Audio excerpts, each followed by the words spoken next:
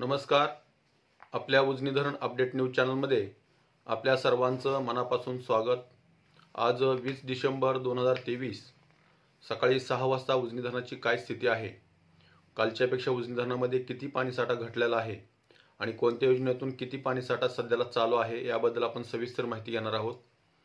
सकाळी 6 वाजता उजनी धरणाची एकूण पाणी पातळी 492.500 मीटर, तर एकूण पाणीसाठा हा 2113.78 दशलक्ष घनमीटर अर्थात 74.64 टीएमसी. तर उपयुक्त पाणीसाठा केवळ 310.97 दशलक्ष घनमीटर राहिलेला आहे, म्हणजे 10.98 टीएमसी. म्हणजे 10 टीएमसीच्या घरात धरण आता जवळपास आलेलं आहे. तर सध्याला उजनी धरणाची टक्केवारी ही कालच्यापेक्षा 0.44% कमी होऊन 20.50% वर आलेली आहे. काल सकाळी 6 वाजता उजनी धरणाची टक्केवारी 20.94% होती. त्यामधून 44% म्हणजे 0.44% म्हणजे अर्धा टक्के पाणी कमी झालेलं आहे. त्यामुळे सध्याला 20% वर उजनी धरण आलेलं आहे. आणखी उजनी धरणातून ज्या योजना सध्याला चालू आहेत ते 27 पर्यंत सोडण्याचा त्यांचा मानस आहे आणि 27 तारखेपासून सोलापूर शहरासाठी पाणी सोडण्यासाठी सुरुवात होणार आहे. म्हणजे उजनी धरणात जेवढं पाणी राहिलेलं आहे तेवढं संपवण्याचा मानस हे सत्ताधारी राजकीय पुढारी आणि अधिकारी हे मिळून करत आहेत. उजनी धरण कधी रिकाम होतंय असं त्यांना घाई झालेली दिसते असं मला तरी वाटतं. कारण गेल्या 20-25 वर्षांमध्ये अशी परिस्थिती कधीही उजनी धरणावर आलेली नव्हती. राजकीय दबाव आणि अधिकाऱ्याची मनमानी या गोष्टीमुळे उजनी धरण आपलं खाली होताना दिसतंय. परंतु आपल्या जिल्ह्यामधून काही शेतकरी बांधव उठाव करताना दिसत आहेत. काल मोहोळ तालुक्यातील काही शेतकऱ्यांनी तहसीलदारांना निवेदन देऊन उजनीचा पाण्याचा जो अपव्यय होतोय तो रोखून दुसऱ्या पाळीचे नियोजन करावं असं निवेदन दिलेलं आहे. परंतु त्या निवेदनाचा कितपत उपयोग होतोय यांना काळ ठरवेल. कारण यांनी तर कालवा सिंचन समितीमध्ये ठरलेलं आहे पाणी कसं उडवायचं, कसं संपवायचं. त्यामुळे आता नियोजनाचा भाग तर संपून गेलेला आहे, नियोजन कुठं राहिलेलं नाही.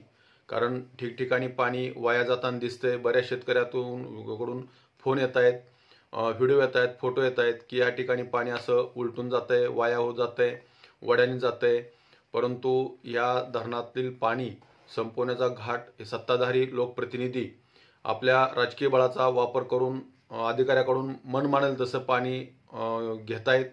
खरं तर आता एकरूप सिंचन योजना आहे त्याची चाचणी करण्याचा घाट यावर्षी का घातला हा एक प्रश्न आहे. कारण गेल्या 30-40 वर्षांमध्ये ज्यावेळेस एकरूप सिंचन प्रकल्प पूर्ण झाला धरण कित्येक वेळा 111% भरलं, परंतु त्यावेळेस कधी चाचणी घेण्याचा यांच्या मनात किंवा यांच्या लक्षात आलं नाही. परंतु आता यावर्षी दुष्काळाची झळा बसत असताना, दुष्काळ आपल्या दारात असताना आणि उजनी धरण 60.66 वर थांबलं असताना एकरूप चाचणी करण्याचा घाट का घातला गेला आणि त्यातून काय साध्य होणार. खरं तर यातून पाणीच वाया जाणार आहे. कारण एकरूप चाचणी करून शेतकऱ्यापर्यंत हे पाणी पोचणार नाही, फक्त चाचणी करणार आहे. चाचणीमध्ये जे पाणी वाया जाणार आहे हे शेतकऱ्याच्या तोंडचं पाणी पळवणारं पाणी आहे. तर अशा राजकीय बळाचा वापर करून सत्ताधारी लोकांनी अधिकाऱ्यावर अंकुश ठेवून उजनी धरण संपवण्याचा घाट चालू आहे आणि संपवणारच ते, आणि संपल्याशिवाय थांबवणार नाहीत. खरं तर आता शेतकऱ्यांनी उठाव करण्याची गरज आहे, शेतकऱ्यांनी ठिकठिकाणी आंदोलन करण्याची गरज आहे. या राजकीय बळाचा वापर करणाऱ्या पुढाऱ्यांना, अधिकाऱ्यांना त्यांची जागा दाखवून देण्याची गरज आहे. कारण तसं जर नाही झालं तर आपलं उजनी धरण आपलं राहणार नाही, यांचा राजकारणाचा एक अड्डा बनून जाईल आणि बनलेला आहे तो. खरं तर ती आता खेदाची बाब आहे. सध्याला उजनी धरणातून सिनामाडा उपसा सिंचनमधून 315 क्युसेक्स, दहेगाव उपसा सिंचनमधून 120 क्युसेक्स आणि कालव्यामधून जे आतापर्यंत 1100-1200 क्युसेकचा विसर्ग होता त्यामध्ये घट करून तो आता 1000 क्युसेकचा विसर्ग सध्याला चालू ठेवण्यात आला आहे आणि बोगद्यामधून 840 क्युसेकचा विसर्ग सध्याला चालू आहे. बाष्पीभवनाचा वेग आता वरचेवर वाढताना दिसतोय. काल तो 4.58 मिलीमीटर होता, तो आज 4.80 मिलीमीटर एवढ्यापर्यंत गेलेला आहे.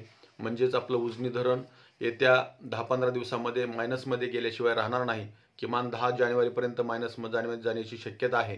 तर अशाच उजनीच्या ताज्या अपडेटसाठी, ताज्या घडामोडीसाठी आपल्या उजनी धरण अपडेट न्यूज चॅनलला लाईक करा, सबस्क्राईब करा, शेअर करा.